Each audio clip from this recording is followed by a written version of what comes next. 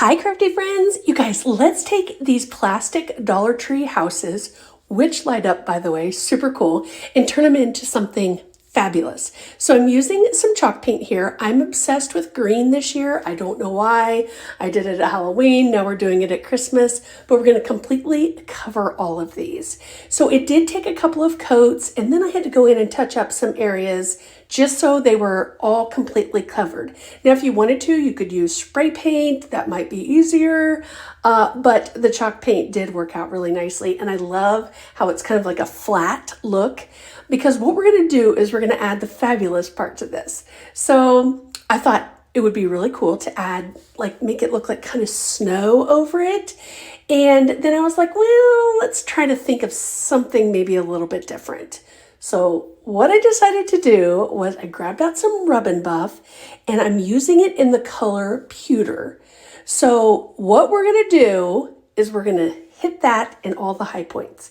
But here's where I saved my dirty brush so that I could go back, like I said, and hit the points that needed just a little bit more paint.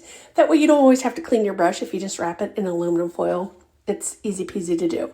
So once, like I said, once this is completely dry, really make sure everything is dry, then we're going to use the Rub and Buff.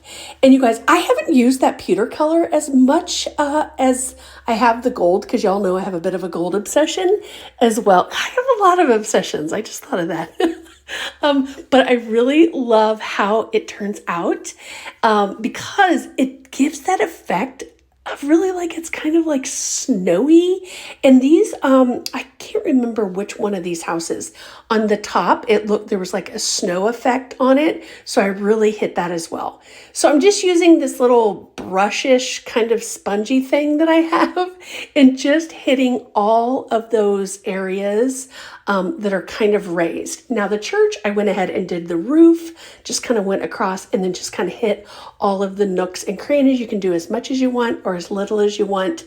But this silver on top of this green, oh my gosh, I'm obsessed. And I was trying not to put a whole lot on that little sponge. I would just get it just enough on there because I didn't want to smoosh too much. I know that's like a technical term, but again, you can do this however you want. If you want to use your finger, you can, but obviously with a glove on it. But since there's some smaller areas, I just thought this little sponge thing would work. You could even use a small little paintbrush if you wanted to as well.